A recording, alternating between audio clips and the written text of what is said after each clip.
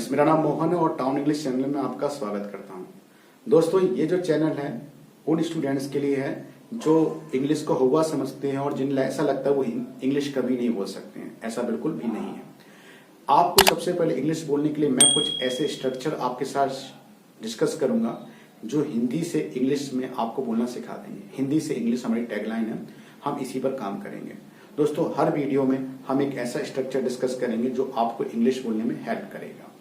ऐसा नहीं कि आप केवल इंग्लिश बोलना सीख सकते हैं, आप और भी चैनल हैं उनके जरिए इंग्लिश बोलना सीख सकते हैं, लेकिन हमारा भी सपोर्ट आपके लिए है और आप हमारा सपोर्ट ले सकते हैं। दोस्तों, आज जो हम डिस्कस करने वाले एक ऐसे स्ट्रक्चर के बारे में, वो स्ट्रक्चर जो हम डिस्कस करने वाले हैं वो हमारी आम बोलचाल का हिस्सा है और उसे हम इंग्लिश में कैसे बोलें हम आपको ये बताने जा रहे हैं। हमारा आज का जो टॉपिक है वो है व्हेन इट कम्स टू।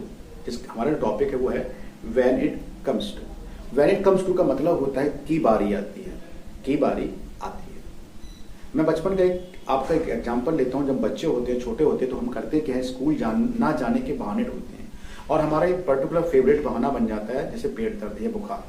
अब पेट दर्द कई बार ऐसा होता है, पेट दर्द तो चेक नहीं किया सकता हो रहा है नहीं हो रहा है, आप बता देते, गार्डियन आपके जो घर वाले हैं, गार्डियन वो मान लेते हैं। तो सबसे पहली चीज, जैसे आपके घर वालों ने कहा, फिर उन्हें पता लग गया कि आप ये बहाना बनाते हैं, तो कहते हैं जब स्कूल जाने की बारी आती है तो तुम्हारा पेट दर्द होना शुरू हो जाता है। ऐसे कई प्रकार के सेंटेंस जो हम लोग इस स्ट्रक्चर के जरिए बोलते हैं की बारी आती है। जब पैसे देने की बारी आती है तो तुम इधर उधर देखने लगते हो। जब जवाब देने की बारी आती है तो तुम यहाँ से भाग जाते हो। ऐसे कई सेंटेंस हम लोग अगर हिंदी में बोलते हो तो इन्हीं सेंटेंस को इंग्लिश में कैसे बोला जाए आज हम ये सीखेंगे। तो दोस्तों, सबसे पहले मैं आपके सामने कुछ ऐसे सेंटेंस प्रस्तुत कर रहा हूँ। एग्जाम्पल के तौर पे 2 सेंटेंस सैंपल रूप में हैं। ऐसे सैकड़ों सेंटेंस आपके दिमाग में आते हैं और आप बोल भी सकते हैं। तो हमारे सामने जो 2 सेंटेंस है वो आपके सामने हैं। पहला सेंटेंस है, जब पढ़ने की बारी आती है तो वह सोना शुरू कर देता है। जब पढ़ने की बारी तो वह सोना शुरू कर देता है। जब पैसे देने की बारी आती है तो वह जब पैसे देने की बारी आती तो विजय बहाने बनाता है।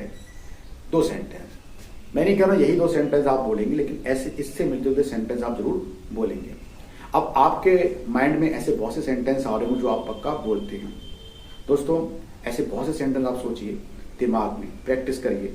अगर आपको हिंदी में सेंटेंस बोलना तो इन्हीं सेंटेंस को आप अपनी अंग्रेजी रिक्वायरमेंट के अनुसार जहां पर आपको बोलना पड़े उसे बोल सकते हैं। अब दोस्तों, इनको बोलने का तरीका है, there is no rocket science, no technical term, बहुत सिंपल है। अगर आप थोड़ा सा भी इंग्लिश का काखा का जानते हैं, ABC जानते हैं, तो आप इंग्लिश को बोल सकते हैं। तो सबसे पहले अगर मैं सेंटेंस को इंग्लिश में बोलना, सबसे पहले मैं एक स्ट्रक्चर को फॉलो करना पड़ेगा, वो आपके सामने है। तो सबसे पहले हमें बोलना पड़ेगा, सबसे पहले हम बोलेंगे व्हेन इट कम्स टू। क्या बोलेंगे? When it comes to. उसके बाद जो क्रिया करने की बारी आती है, जैसे जब खाना खाने की बारी आती है, when it comes to eating. एक सेंटेंस में 2 सेंटेंस है। जैसे जब खाना खाने की बारी आती है तो वह सो जाता है, तो यहाँ 2 सेंटेंस हैं। जब खाना खाने की बारी, तो पहले जो बारी आती उस सेंटेंस को व्हेन इट कम्स टू, सबसे पहले उसको, उसके बाद उसका वर्ब, अगर उसके ऑब्जेक्ट की जरूरत है तो उसका ऑब्जेक्ट, अगर नहीं है तो कोई दिक्कत नहीं है।